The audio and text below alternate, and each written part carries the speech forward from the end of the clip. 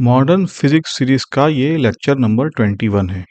पिछले लेक्चर में हमने देखा था एक्सरेस कैसे प्रोड्यूस होती है, continuous spectrum, characteristic spectrum, cut off wavelength, सब कुछ। आज हम उसी स्टोरी को आगे बढ़ाते हैं थोड़ा, और आज के लेक्चर में दो बहुत ही इंपॉर्टेंट टॉपिक्स कवर करेंगे। पहला है मोजलेस लॉ, जो बताता है कि कैरेक्टरिस्टिक्स एक्सरेस की फ्रीक्वेंसी और एटॉमिक नंबर जो टारगेट मटेरियल है उसके बीच क्या खूबसूरत रिलेशन है। और यकीन मानिए, इसी लॉ ने पीरियोडिक टेबल जो है आपका, उसका पूरी दुनिया बदल दी थी। दूसरा है ब्रैग्स लॉ, जो बताता है कि क्रिस्टल के अंदर एक्सरेस कैसे डिफ्रैक्ट होती है, और उसी से आगे एप्लीकेशन है। तो एज यूजुअल आप सिर्फ इसको देखे नहीं, पेन पेपर लेके पॉज करते हुए मेरे साथ साथ पूरे लेक्चर को ध्यान से देखिए। सबसे पहले रोड मैप एज यूजुअल देख लेते हैं, ताकि हमें पता रहे कि हम क्या क्या कवर कर रहे हैं और कैसे कवर कर रहे हैं। नंबर 1 है मोजलेस का एक्सपेरिमेंट और मोजलेस लॉ क्या कहता है। नंबर 2 है बोस थियरी, और इसका मतलब बोस थियरी से इसका डेरिवेशन करेंगे, है ना। और ये जो स्क्रीनिंग कांस्टेंट बी है वो क्या चीज है। नंबर 3 है के अल्फा, के बीटा, के गैमा लाइंस और एब्सॉर्प्शन एज। फिर आज का मेन अट्रैक्शन है, जो जो 6 सॉल्व एग्जाम्पल्स है, वो जेई मेंस, जेई एडवांस, हर जगह से क्वेश्चन आते हैं इन पर। लास्ट में ब्रैग्स लॉ, एक्सरे डिफ्रैक्शन का। और जो आपको ग्राफ ये दिख रहा है, रूट न्यू वर्सेस जेड, यही तो आज का हीरो है। इसको ध्यान से देखिए, स्ट्रेट लाइन है, लेकिन ओरिजिन से ये पास नहीं होती है। क्यों? बस तो यही तो समझना है। तो इसको समझने के लिए थोड़ा हिस्ट्री में पीछे चलते हैं। 1913 की बात, हेनरी मोजले, बहुत ही यंग थे ये, ब्रिटिश फिजिसिस्ट थे। इन्होंने क्या किया, इन्होंने बहुत सारे एलिमेंट्स लिए और हर एलिमेंट की कैरेक्टरिस्टिक एक्सरे की फ्रीक्वेंसी मेजर की। फिर उन्होंने एक ग्राफ प्लॉट किया, वाई एक्सिस पर रूट ऑफ न्यू, फ्रीक्वेंसी का स्क्वायर रूट, और एक्स एक्सिस पर उस एलिमेंट का जो जेड है ना, पीरियडिक टेबल में। और जब ग्राफ बनाया तो देखो कमाल हो गया। कमाल कैसे? एक तो है ग्राफ सीधी लाइन है, स्ट्रेट लाइन, लेकिन ध्यान दीजिए ये लाइन ओरिजिन से पास नहीं करती, एक्स एक्सिस को कहीं आगे जाके कट कर रही है। तो इस स्ट्रेट लाइन का इक्वेशन कैसे लिखोगे? तो यही तो है, root nu equals A into Z minus B. तो यही है मोजलेस का लॉ, है ना। इसको स्टार फॉर्मूला है, सोते जागते आपको याद होना चाहिए ये। यहाँ दो कांस्टेंट है, ए और बी। इंपॉर्टेंट बात यह है कि ये दोनों कांस्टेंट एक टाइप की एक्सरे के लिए फिक्स्ड है ना, और सब एलिमेंट्स के लिए सेम है, जेड पर डिपेंड नहीं करते। चाहे कॉपर हो, चाहे कुछ और हो, मोलिब्डेनम हो, के अल्फा लाइन के लिए ए और बी वही रहेंगे। और ये बी, इसको कहते हैं स्क्रीनिंग कांस्टेंट। थोड़ा बहुत हमने इसको देखा था पिछले लेक्चर में, शील्डिंग कांस्टेंट। इसका आपको थोड़ा फिजिकल मीनिंग थोड़ा सा समझाया है, अभी अगले स्लाइड पे वो और एक बार समझेंगे। अब ग्राफ में देखिए, जहां लाइन एक्स एक्सिस को कट करती है वहां z इक्वल्स बी होता है, और लाइन का स्लोप क्या है? ए। एक और बात है, मोजलेस लॉ का सबसे बड़ा यूज क्या था? एटॉमिक नंबर z डिटरमाइन करना। मोजले ने ही प्रूव किया कि पीरियोडिक टेबल को एटॉमिक वेट से नहीं, एटॉमिक नंबर से अरेंज करना चाहिए। क्या उम्र थी? 26 साल। तो एक 26 साल के लड़के ने केमिस्ट्री की नींव बदल दी थी, सोचो। चलो उस पे कभी और एक सेपरेट वीडियो बनाएंगे, अभी आगे बढ़ते हैं। अब सवाल ये है कि ये लॉ बेसिकली आता कहाँ से है? क्या इसको डिराइव कर सकते हैं फर्स्ट प्रिंसिपल से? तो फर्स्ट प्रिंसिपल मतलब अपनी बोर थियरी, इससे तो ज्यादा क्या ही फर्स्ट प्रिंसिपल। तो बिल्कुल कर सकते हैं, बोर थियरी लगाएंगे। देखिए, मल्टी इलेक्ट्रॉन एटम में क्या होता है, जब के शेल एक इलेक्ट्रॉन निकालता जाता है, वैकेंसी बनती जाती है, तो ऊपर के शेल का इलेक्ट्रॉन नीचे आता जाता है, जैसे हमने पिछले लेक्चर में देखा था। लेकिन ये जंपिंग इलेक्ट्रॉन को पूरा न्यूक्लियर चार्ज जेडी नहीं दिखाता है। क्यों, पता है आपको? क्योंकि बीच में इलेक्ट्रॉन के बादल आ जाते हैं, है ना। तो उसी को स्क्रीनिंग कहते हैं। तो समझ लो कि न्यूक्लियस को वो थोड़ा ढक देते हैं। पॉजिटिव चार्ज पूरा नहीं, बीच में नेगेटिव चार्ज आ जाता है। तो इलेक्ट्रॉन को जो दिखाई देता है वो इफेक्टिव न्यूक्लियर चार्ज, उसको बोलेंगे Z-B इन टू जो भी चार्ज है E।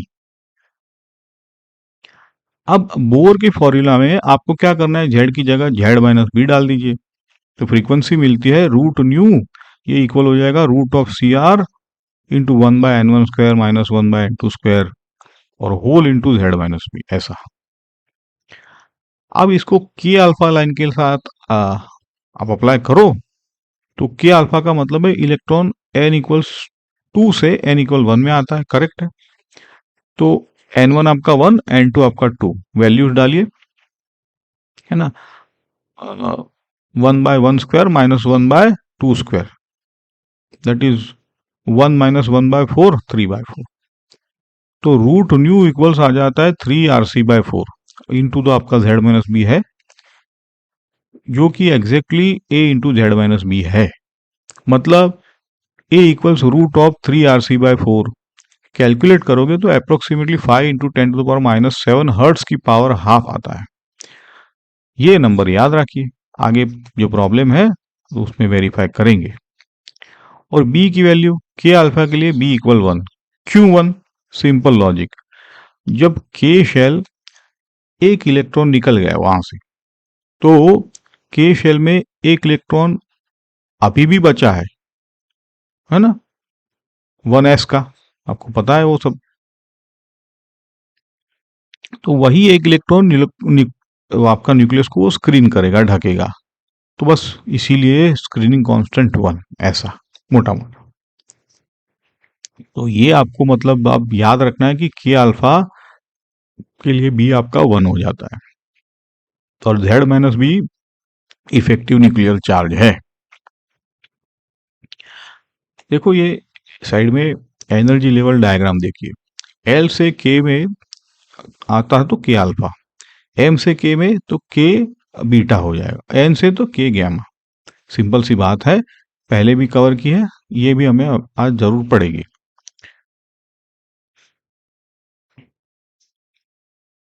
तो अब प्रॉब्लम्स की तरफ बढ़ते हैं। पहला इलेक्ट्रॉन है, बहुत ही क्लासिक क्वेश्चन है, एनसीईआरटी लेवल से लेके यही हर जगह मिलेगा ये क्वेश्चन। क्या कहता है, मोलिब्डेनम मतलब Z42, उसकी के अल्फा रेडिएशन की वेवलेंथ है 0.7 एंगस्ट्रॉम। हमें निकालनी है कॉपर की के अल्फा वेवलेंथ। कॉपर का Z है 29 और B इक्वल्स 1 एज्यूम करना है, क्या ही कर सकते हैं बस। तो पॉज करिए और आपका स्ट्रेटेजी बनाइए कैसे सॉल्व करेंगे। होप आपको क्लियर है। देखो अप्रोच देखिए, मोजलेस लॉ से root nu equal to A into Z-1 तो होता है, दोनों तरफ स्क्वायर करिए, nu is proportional to Z-1 square, और न्यू इक्वल्स C/λ, तो Z-1 square is proportional to 1/λ हुआ। तो ये प्रोपोर्शनलिटी प्रॉब्लम की है पूरे प्रॉब्लम का। अब रेशियो बनाइए, Z ऑफ जो भी मोलिब्डेनम है -1 उसका square upon Z of copper -1 उसका भी स्क्वायर इक्वल हो जाएगा लैम्बडा कॉपर अपॉन लैम्बडा जो भी मोलिब्डेनम है। अब ध्यान दीजिए, जिसका Z बड़ा उसकी लैम्बडा छोटी हो जाएगी, इसलिए रेशियो उल्टा आता है। यहां आम गलती हो जाती है, यहां पे थोड़ा केयरफुल रहिए बस, थोड़ा सा। तो lambda copper equals lambda molybdenum into 41/28 का स्क्वायर। 41 कहाँ से, 42 -1, सिमिलर 28, 29 -1। कैलकुलेट करो 0.71 इंटू 41/28 का स्क्वायर, 1.46 है ये स्क्वायर। देखो तो स्क्वायर करो तो अबाउट 2.41 मल्टीप्लाई बाय 0.71, तो आंसर आता है लेमड़ा ऑफ कॉपर अप्रोक्सीमेटली 1.50। इसमें यार ध्यान देखो आप लोग कि अलजीब्रा ये जो स्क्वायर रूट स्क्वायर करो एक बार करना है। अच्छा, तो 1.42 एंगस्ट्रॉम देखा, कॉपर का जेड छोटा है इसलिए वेवलेंथ बड़ी आई। मतलब चेक, मैं हर बार प्रपोज करता हूं कि चेक करा करो, देखा करो आंसर सही डायरेक्शन में है या नहीं, ये आपको भी पता चलेगा। चलो आगे बढ़ते हैं। ये कंपेयर Z1, ये कॉन्सेप्चुअल क्वेश्चन है, एकदम वन लाइनर, लेकिन आपको कंफ्यूज करने के लिए एग्जाम में परफेक्ट है ये। स्क्रीन पर दो एक्सरे स्पेक्ट्रे आपको दिए हैं, दो अलग अलग टारगेट के, ठीक। पहले टारगेट की के अल्फा पीक है लैम्डा 1 पर, दूसरे की लैम्डा 2 पर दी है, और ग्राफ में साफ दिखा रहा है लैम्डा 1 छोटी है और लैम्डा 2 बड़ी है। पूछा है Z और Z2 में कौन बड़ा। अभी तो हमने किया है ना, तो क्या है इसका बेस, मोजलेस लॉ लगाओ, root nu equals root of C R upon जो भी है 1 minus N square into Z minus B. Logic simple है, जेड बड़ा तो फ्रीक्वेंसी न्यू बड़ी तो लैम्बडा छोटी, बस। अब गिवन है लैम्बडा 1 लेस देन लैम्बडा 2, छोटी वेवलेंथ का मतलब बड़ी फ्रीक्वेंसी मतलब बड़ा जेड, तो conclusion lambda 1 less than lambda 2 मतलब Z1 ग्रेटर देन जेड। तो अगर आपको याद रखना है तो हेवी एलिमेंट एनर्जेटिक फोटोन छोटी वेवलेंथ, इतना है। तो इसको याद रखेगा तो सारे क्वेश्चंस मतलब सेकंड्स में ही निकल जाएंगे, वरना तो बेसिक से चलो, मोजलेस लॉ लगाओ, फॉर्मूला देखो ऐसे।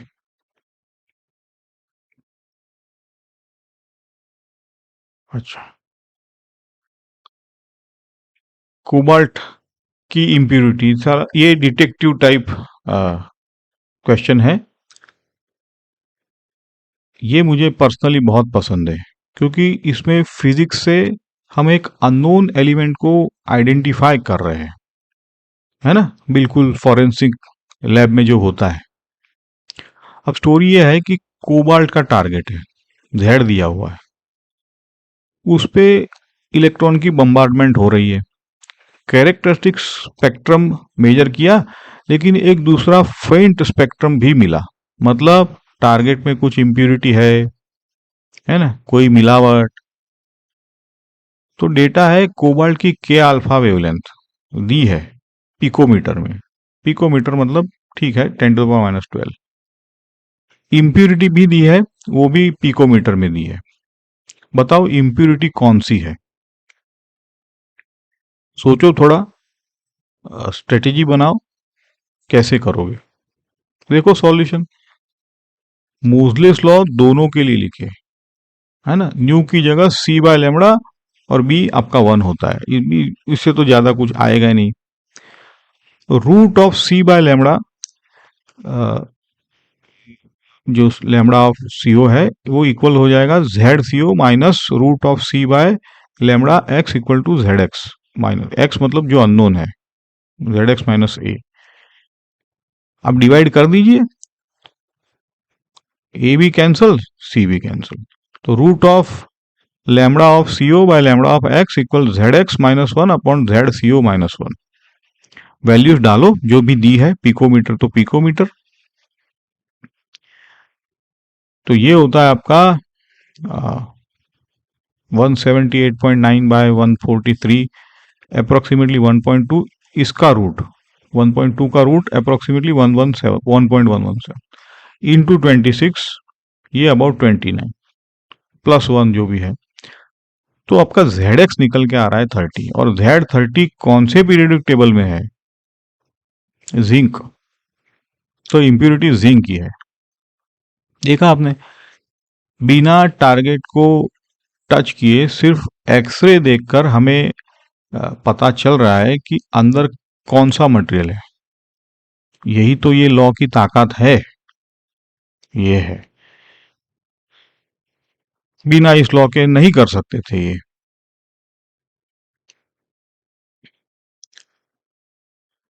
कांस्टेंट ए और बी, है ना। अब हम खुद एक्सपेरिमेंट के डेटा से ए और बी कैलकुलेट करेंगे। लेंदी है थोड़ा, लेकिन स्टेप बाय स्टेप चलेंगे तो इजी है, स्मूथ हो जाएगा। डेटा का टेबल देखिए, मॉलिब्डेनम Z42, के अल्फा 71 पिकोमीटर, कोबाल्ट 27, के अल्फा दिया है पिकोमीटर में। दो अननोन्स है, ए और बी। और ये तो मतलब दो अननोन तो दो इक्वेशन चाहिए, है ना। ये तो स्कूल लेवल का अलजीब्रा हो गया। तो दो इक्वेशन कैसे बनेगी? तो देखो, root of C by lambda one equals A into Z minus B. दूसरा है root of C by lambda two equals A into Z minus Z two. जो भी है, दो एलिमेंट है तो उसके माइनस बी। तो ट्रिक नंबर वन है, ए निकालने के लिए सब्ट्रैक्ट करो। क्यों? स्कूल लेवल का अलजीब्रा है, क्योंकि सब्ट्रैक्ट करने से बी वाला टर्म कैंसिल हो जाता है। देखो, a into z one minus b minus a into z two minus B. तो ए कॉमन निकलेगा, जेड ए इंटू जेड हो गया, बी गया। तो a equals root c by Z one minus Z two into one by root of lambda one minus lambda one by lambda two, ऐसा root of. Values देखो, root of 3 × 10 to the 8 divide by 15, क्योंकि 42 minus 27 15 into bracket में ये देखो 1/√71 picometre है, minus 1/√178 picometre. तो calculate करोगे तो ए आपका निकल के आएगा, है ना। 5 × 10⁻⁷ हर्ट्स की पावर। अब इसमें ऐसा यूनिट देखो, सब कुछ मीटर में है, तब ये हर्ट्स में आएगा। को याद है, मैंने थियरी में बोला था कि रूट ऑफ 3 RC/4 भी यही वैल्यू देता है ना। एक्सपेरिमेंट और थियरी मैच हो रहे हैं। तो जब मैच होता है तो ये मजा ही आता है। देखो ट्रिक नंबर 2, बी निकालने के लिए क्या करोगे? अब मुझे ना बताना पड़ेगा, ये डिवाइड करो, कैंसिल हो जाएगा डिवाइड से। तो root of lambda two minus lambda one equal Z one minus B by Z two minus B. तो रूट ऑफ 175/71 इक्वल्स आपका 42 minus B by 77 minus. Solve करिए, सॉल्व करिए मतलब पॉज करके थोड़ा ट्राई करो, ऐसा नहीं कि देखते रहो। तो बी आपका 1.37 आ रहा है। देखिए, थियरी तो आपकी बोलती है कि बी इक्वल 1, एक्सपेरिमेंट दे रहा है बी 1.37, काफी क्लोज है। एग्जैक्ट क्यों नहीं आ रहा है 1, है ना, क्योंकि रियल एटम में स्क्रीनिंग थोड़ी कॉम्प्लिकेटेड तो होगी ही रियल एटम में। अप्रोक्सीमेशन तो ब्यूटीफुल है, लेकिन तो याद रखने का फॉर्मूला है, ए के लिए सब्ट्रैक्ट, बी के लिए डिवाइड, है ना। ऐसा है, मतलब दो इक्वेशन मिल रहा है आपको ये लॉ से।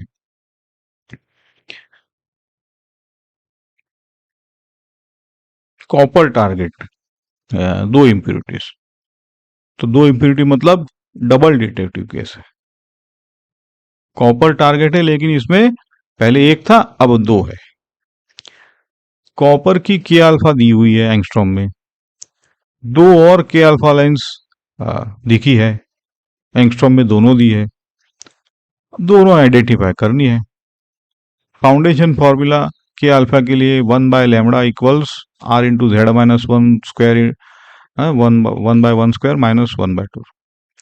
इसका मतलब है lambda into Z minus one square is a constant. सब एलिमेंट्स के लिए सेम हो गया। देखो, यही एक लाइन पूरा प्रॉब्लम सॉल्व कर देगी आपको। पहली इम्प्यूरिटी लैम्बडा 1.709 एंगस्ट्रॉम, कॉपर के साथ रेशियो लो, lambda 1 by lambda equal Z minus one whole square by Z one minus whole square. Copper का 79 है तो जेड माइनस वन 28, रीअरेंज करो, Z minus one 28 into root of 1 point, है ना, 5 divide by point, ये भी है, रेशियो अबाउट 2.17, तो इसका रूट क्या आएगा 2.17 का, यही तो है अलजीब्रा, 1.4 के करीब, इंटू 28 मतलब 41, तो Z1 आपका आ रहा है 42। क्या हुआ, मोलिब्डेनम, नोटिस करिए वेवलेंथ कॉपर से छोटी है इसलिए Z बड़ा आया, है ना, ऐसा कॉन्सेप्ट कंसिस्टेंट है। दूसरी इम्प्यूरिटी लैम्बडा 2 एंगस्ट्रॉम में दिए 1.6, तो 28 square by Z2 minus 1 square, ये इक्वल हो जाएगा 1.65 बाय 1.5, तो Z2 माइनस 1 इक्वल आएगा 28 इंटू रूट ऑफ ये भी जो भी है 1.5 बाय 1.6, तो ये 28 इंटू 0.96, ये 27, तो Z आपका 28 प्लस 1 हो गया, निकल है, यहां वेवलेंथ कॉपर से बड़ी है तो Z छोटा, आगे इनकंसिस्टेंट। देखो फाइनल आंसर में इंप्यूरिटी है मोलिब्डेनम और निकल, दो डिटेक्टिव केस दोनों सॉल्व कर लिए। ठीक है, अब ये थोड़ा सा लास्ट क्वेश्चन अच्छा है कि एब्सॉर्प्शन एज, है ना, बॉस लेवल का क्वेश्चन है, 3 पार्ट्स है, A B C, JEE advance का पैटर्न है, फ्लेवर है, ध्यान से देखिए, किसी अननोन एलिमेंट की के एब्सॉर्प्शन एज दी हुई है 0.17 एंगस्ट्रॉम। पहले समझो के एब्सॉर्प्शन होता क्या है, जब इलेक्ट्रॉन इन्फिनिटी से सीधा के शेल में आता है, या उल्टा बोलो के शेल से इलेक्ट्रॉन पूरी तरह से बाहर निकल जाए, मतलब फ्री हो जाए, तो इसके लिए मिनिमम एनर्जी चाहिए, उस एनर्जी की कोरोस्पोंडिंग वेवलेंथ को के एब्सॉर्प्शन एज कहेंगे हम, समझ गए, जो भी हम इसको फ्री कराने के लिए जो एनर्जी मिनिमम देंगे इसको एब्सॉर्प्शन एज के, मतलब फॉर्मूला में आपको एन क्या डालना है, इन्फिनिटी रखना है, तो के सीरीज का जनरल फॉर्मूला है मॉडिफाइड राइडबर्ग फॉर्मूला जो है 1 by lambda Z R into Z minus 1 into 1 minus 1 by N square, जहां एन आपका 2 3 4 एंड सो ऑन होता है। पार्ट ए देखो, एलिमेंट आइडेंटिफाई करो, एन इन्फिनिटी डालो, तो 1 बाय एन स्क्वायर तो 0 हो गया, है ना, तो ब्रैकेट बना 1, तो 1 बाय लैम्बडा ये इक्वल होता है R minus R into Z minus 1 whole square, rearrange करो, जेड माइनस 1 इक्वल होता है root by 1 by lambda, lambda R जो भी है, अब वैल्यूज डालो, तो lambda equal to 0.171 into 10 to the minus 10 आएगा, एंगस्ट्रॉम था ना, आर होता है आपका 1.0 into 10 to the power 7 metre, सब कुछ देखो ऐसा यूनिट, तो जेड आपका root of 1 by 0.17 10 to the power minus 10, देखो 1.10 टू द पावर 7 प्लस 1, इसको करो एक बार, है, इतना भी डिफिकल्ट नहीं है, पैटर्न है, पहले पहले पावर को क्लियर करो फिर अप्रोक्सीमेटली, तो 74 आ रहा है, तो 74 है तो पीरियडिक टेबल देखो, टंगस्टन है, तो ये वही टंगस्टन है जो बल्ब, पुराने बल्ब में फिलामेंट में होता था, और एक्सरेटिव का फेवरेट टारगेट है, हैवी है, हाई मेल्टिंग पॉइंट है ना, सब कुछ कनेक्टेड है। आगे बढ़ते हैं पार्ट बी के लिए, अब Z 74 पता है तो Z माइनस 1 हो गया, बस n की वैल्यू बदलते जाओ, कि अल्फा के लिए n होता है 2, 1 by lambda equals R 73 square into 1 minus 1 by 4, 3/4, तो आंसर आया था लैम्बडा के अल्फा 0.228 एंगस्ट्रॉम। सिर्फ आंसर देखो मत, ये अगर आपने एक बार कर लिया तो आप समझो कि आपको ये पैटर्न आसान लगने लगेगी, फिर के बीटा के लिए आप क्या करोगे, N3 लोगे, तो आपका ब्रैकेट 1 - 1/9 है, तो 8/9 है, देखो पैटर्न। तो लैम्बडा के बीटा 0.192 एंगस्ट्रॉम होता है। इसको करना थोड़ा। के गैमा के लिए N4 ब्रैकेट 1 - 1/16 15/16, तो आंसर 0.182 एंगस्ट्रॉम। पैटर्न देखिए, अल्फा से बीटा से गैमा वेवलेंथ घट रही है और सब एब्सॉर्प्शन एज 0.17 से बड़ी है। क्यों? क्योंकि एब्सॉर्प्शन मैक्सिमम एनर्जी तो मिनिमम वेवलेंथ, है ना, ऐसा है। तो सीरीज उसी की तरफ कन्वर्ज करती है धीरे धीरे धीरे धीरे। 0.171 कंसिस्टेंट है सारा। कट ऑफ वेवलेंथ के लिए क्या करेंगे? 100 इलेक्ट्रॉन वोल्ट इलेक्ट्रॉन टारगेट पर मारा है, तो मिनिमम वेवलेंथ क्या होगी? कंटिन्यूस स्पेक्ट्रम वाला कॉन्सेप्ट है। इलेक्ट्रॉन अपनी सारी काइनेटिक एनर्जी फोटोन को दे दे, तब मिनिमम वेवलेंथ मिलती है। तो लैम्बडा मिनिमम इक्वल्स hc/e। और शॉर्टकट याद है आपको? hc आप 12431 या 12400 भी रखो, इलेक्ट्रॉन वोल्ट एंगस्ट्रॉम, है ना। कई बुक में 12431, कई बुक में 12400, कई बुक में 1237 भी लिखा होता है। सब अप्रोक्सीमेटली सेम है। हमें तो अलजिब्रा से मतलब है कितना फास्ट कर सकते हैं। तो आपका लैम्बडा मिनिमम आता है 124.31 एंगस्ट्रॉम। एक ऑब्जर्वेशन है, देखो 100 इलेक्ट्रॉन वोल्ट बहुत कम एनर्जी है, इसलिए ये इलेक्ट्रॉन टंगस्टन की के लाइंस एक्साइट ही नहीं कर सकता है। के शेल के लिए तो किलो इलेक्ट्रॉन वोल्ट चाहिए था, है ना। सिर्फ कंटिन्यूस रेडिएशन मिलेगी, वही 124.3 एंगस्ट्रॉम तक। क्लियर है कॉन्सेप्ट? ओके, तो ये हमारे एग्जाम्पल्स हो गए। अब बढ़ते हैं दूसरे हिस्से में, ब्रैग्स लॉ। पहले एक प्रॉब्लम समझो। एक्सरेज है क्या? तो बोले इलेक्ट्रोमैग्नेटिक वेव्स हाई एनर्जी की, मतलब छोटी वेवलेंथ की, ऑर्डर 1 एंगस्ट्रॉम का, है ना। अच्छा, 100 तक जाते हैं लेकिन एवरेज 1 एंगस्ट्रॉम। अब डिफ्रैक्शन कब होता है? जब एपर्चर का साइज वेवलेंथ के ऑर्डर का हो। डिफ्रैक्शन ने हमारी पूरी सीरीज में हमने ये चीजें डिस्कस की है। मतलब एक्सरेज को डिफ्रैक्ट करने के लिए चाहिए 1 एंगस्ट्रॉम की स्लीट। और 1 एंगस्ट्रॉम क्या है? एक एटम का साइज, है ना। इतनी छोटी स्लीट इंसान तो बना ही नहीं सकता, तो क्या एक्सरे रिफ्रैक्शन हम कर ही नहीं सकेंगे? नहीं।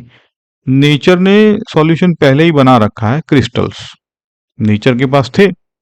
सॉलिड क्रिस्टल्स में एटम एक रेगुलर पैटर्न में अरेंज होते हैं, है ना, और उनके बीच का गैप 1 एंगस्ट्रॉम, एग्जैक्टली जो चाहिए था। और गुड न्यूज ये है कि ऑलमोस्ट सारे मेटल्स ऑर्डिनरी टेम्परेचर पर क्रिस्टलाइन होते हैं, तो क्रिस्टल बन गया। और ये 3 डायमेंशनल होता है ग्रेटिंग, ऐसा नहीं कि 1D। तो एक्सरेस के लिए 3 डायमेंशनल ग्रेटिंग है, नेचर की अपनी diffraction grating, free of cost. देखो, अब इस ग्रेटिंग की ज्योमेट्री को समझते हैं। पहले भी हमने किया है, ये रिपीट हो रहा है। ये डायग्राम को ध्यान से देखिए। क्रिस्टल को सोचो पैरेलल प्लेन्स ऑफ एटम्स, एक के नीचे एक, है ना। जैसे बुक के पेजेस होते हैं, दो कंसेक्यूटिव प्लेन्स के बीच का डिस्टेंस, ये है इंटरप्लेनर स्पेसिंग डी जो कहा है। अब एक एक्सरे बीम आती है प्लेन के साथ एंगल थीटा बनाते हुए। देखो ध्यान दीजिए, ये कौन सा एंगल है? याद करो, ज्योमेट्रिकल ऑप्टिक्स ग्लांसिंग एंगल है, प्लेन से मेजर हो रहा है, नॉर्मल से नहीं। ऑप्टिक की आदत यहाँ पे थोड़ा छोड़ दो, है ना। ये ट्रैप है जेई का फेवरेट। तो अब क्या होता है, पहली प्लेन का एटम रे को स्कैटर करता है, दूसरी प्लेन का भी वही करता है। ये दोनों जो स्कैटर्ड रेस है वो आगे जाके थिन फिल्म आपने किया, हमने इंटरफेरेंस, वही इंटरफेरेंस वेव ऑप्टिक्स में जो किया, आगे इंटरफेयर करेंगे। अब पाथ डिफरेंस देखो डायग्राम में, नीचे वाली रे को एक्स्ट्रा डिस्टेंस चलना पड़ता है, A B plus B C. देखो कैसे, ए बी प्लस उतना ही तो एक्स्ट्रा चला।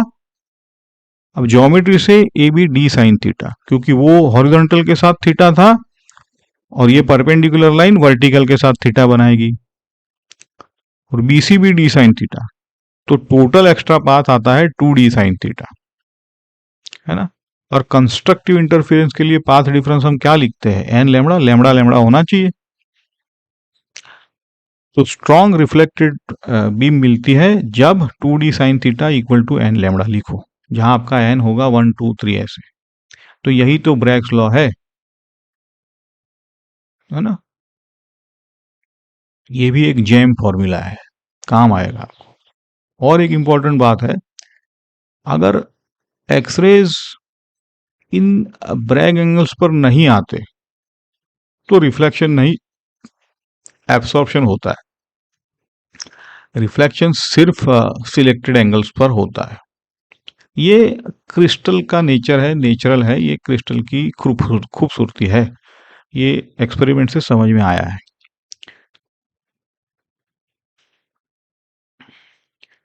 जब रिफ्लेक्शन होता है तो लॉज ऑफ रिफ्लेक्शन पूरी तरह से ऑबे होते हैं।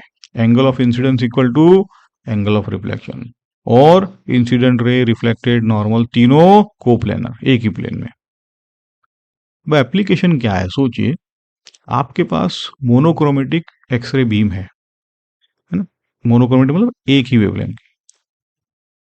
अब क्रिस्टल को रोटेट करते जाओ और नोट करो किन एंगल्स पर स्ट्रॉन्ग रिफ्लेक्शन मिलता है। उन एंगल्स से ब्रैग्स लॉ लगाकर आप क्या निकाल सकते हो, इंटरमोलिकुलर स्पेसिंग क्रिस्टल की, है ना। तो आपको क्रिस्टल की पूरी इंटरनल स्ट्रक्चर पता चलेगी इससे। तो आप जो डीएनए जो करते हैं, वो इसी टेक्निक से डबल हेलिक्स स्ट्रक्चर डिस्कवर हुआ है डीएनए का, एक्सरे क्रिस्टलोग्राफी कहते हैं। जो फ्रैंकलिन सर थे, हाँ, उनकी फेमस फोटो थी 51, वही तो ब्रैग डिफ्रैक्शन था। तो देखो फिजिक्स कहाँ कहाँ पहुंच रही है। हाँ, लोग एक्सपेरिमेंट करते जाते हैं, फिजिसिस्ट अपनी लॉ लगाते जाते हैं, चीजें आगे बढ़ रही है। हम तो जेई की टिप एक बार और ले लेते हैं।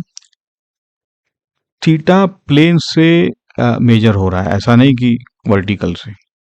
क्वेश्चन में अगर नॉर्मल से एंगल दिया हो, मतलब सपोज 60 डिग्री फ्रॉम नॉर्मल, तो ब्रैग लॉ वाला थीटा कितना हो जाएगा, -90 -60 थी, 30 डिग्री लेना। हमें तो ब्रैग लॉ लगाना है, यहां गलती मत करना, है ना। पेपर सेटर की ये चाल है पुरानी। चलो क्विक रिवीजन है, एकदम क्रिस्प है। मोजलेस लॉ क्या लिखोगे, √2 equal to A into Z minus B, straight line, origin से नहीं गुजरती, इंटरसेप्ट बी पर है, इसीलिए तो वो जेड माइनस। के अल्फा के लिए ए हो जाएगा √3 RC/4, और ये 5 × 10⁻7 हर्ट्स आया है। बी होता है हमेशा 1। Z minus B effective nuclear charge.